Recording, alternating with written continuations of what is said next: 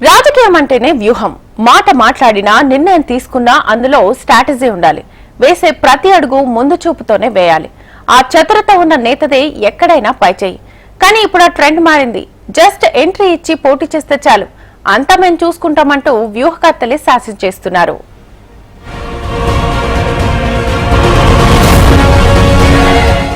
ఇంట్లో నుంచి కాలు బయట పెట్టే దగ్గర నుంచి ప్రసంగాలు, మేనిఫెస్టోల దాకా ఇప్పుడంతా పెత్తనం వ్యూహకర్తలదే. సోషల్ మీడియా వాడకం పెరిగే కొద్దీ వ్యూహకర్తల డిమాండ్ కూడా పెరుగుతోంది. గతంలో మాదిరిగా స్థానిక నాయకత్వంతో నేతలు వ్యూహాలు రచించే రోజులు పోయాయి. తమ రాజకీయ చిత్రతకు సానపెట్టే పని కూడా తగ్గిపోయింది. ఎత్తులకు పై ఎత్తులు, ప్రజాదరణ, ఇలా ఏ అంశమైనా అంతా స్ట్రాటజిస్టుల చేతిలోనే జరిగిపోతున్నాయి. దేశంలో ఇప్పుడంతా ఇదే ట్రెండ్ గా మారింది. ప్రచారం మొత్తాన్ని వ్యూహకర్తలే శాసించే రోజులు వచ్చేసాయి.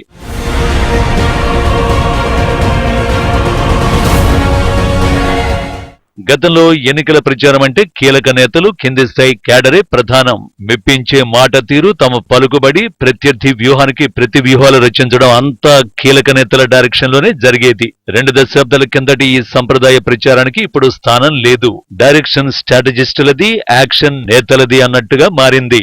ఎక్సెల్ షీట్లు, పవర్ పాయింట్ ప్రెజెంటేషన్స్, సర్వే నివేదికలు, టెక్నాలజీ, అపరిమిత డేటానే ఇప్పుడు ఎన్నికల్లో ముఖ్యాంశాలు. అంతా వ్యూహాల మయమే, వ్యూహకర్తల పెత్తనమే. గతంలో తెర వెనుక ఉండి సలహాలనిచ్చే వ్యూహకర్తలు ఇప్పుడు తెర మీదకొచ్చి అభ్యర్థుల ఎంపిక నుంచి ప్రచారం వరకు అన్నింటినీ శాసిస్తున్నారు.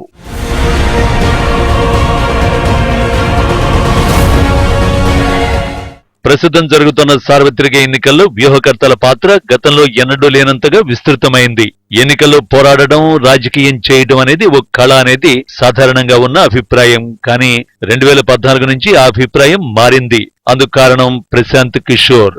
ఏళ్లపాటు ప్రతిపక్షానికి పరిమితమైన బీజేపీకి ఆయన స్ట్రాటజీలే అధికారాన్ని తెచ్చిపెట్టాయి. పీకే ఇచ్చిన సలహాలతోనే 2014 ఎన్నికల్లో ఆ పార్టీ 282 సీట్లు గెలుచుకుంది.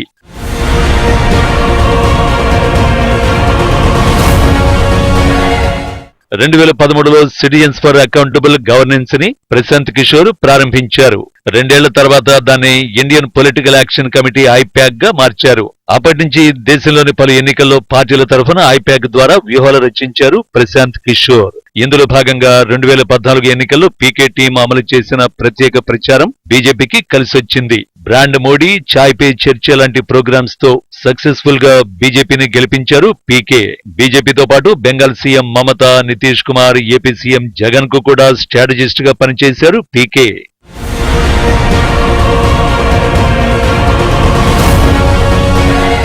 ప్రశాంత్ కిషోర్ తర్వాత ఇప్పుడు స్ట్రాటజిస్టుల్లో వినిపిస్తున్న పేరు సునీల్ కనుగోలు. పలు రాష్ట్రాల్లో బీజేపీ తరఫున పనిచేసిన సునీల్ కనుగోలు ఇప్పుడు కాంగ్రెస్ తరఫున పనిచేస్తున్నారు.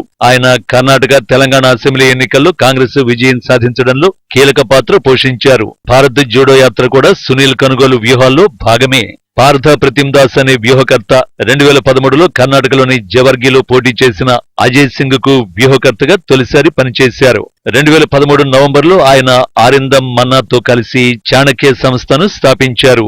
జవర్గిలో సిట్టింగ్ ఎమ్మెల్యేగా ఉన్న అజయ్ సింగ్ 36,700 ఓట్ల తేడాతో ఓడిపోగా 2018లో అజయ్ సింగ్ తరఫున పనిచేసి గెలిపించారు.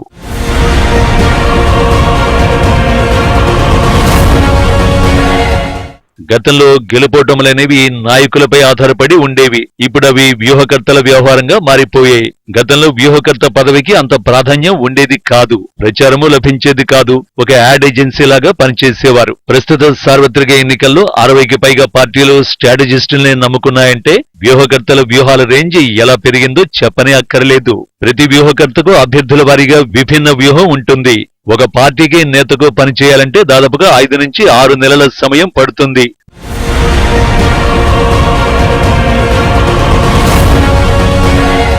మొత్తానికి గతంలో రాజకీయం చేసిన నేతలు కూడా ఇప్పుడు స్ట్రాటజీ సంస్థలపైనే నమ్మకం పెట్టుకున్నారు.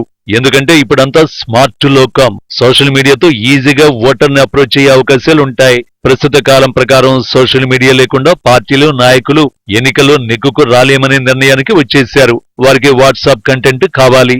వ్యక్తిగత కంటెంట్ కావాలి, పోస్టులు ప్రజలకు రీచ్ కావాలి. అన్నింటికంటే ముందు వ్యూహరచన చేయాలంటే సర్వేలు చేయాలి. గెలుపు అవకాశాలు ఏ విషయాలపై ఆధారపడ్డాయో తెలుసుకోవాలి. అందుకు తగిన యాక్షన్ ప్లాన్ సిద్ధం చేయాలి. ఇవన్నీ జరగాలంటే ఒక్కో అభ్యర్థికి 5 నుంచి 6 నెలల సమయం పడుతుంది. ఈ పనులన్నీ నేతలు సొంతంగా చేసుకోలేరు. అందుకే స్ట్రాటజిస్టుల్ని నియమించుకుని ఆ స్ట్రాటజీ ఇంప్లిమెంట్ చేయడంపైనే దృష్టి పెట్టాయి పార్టీలు.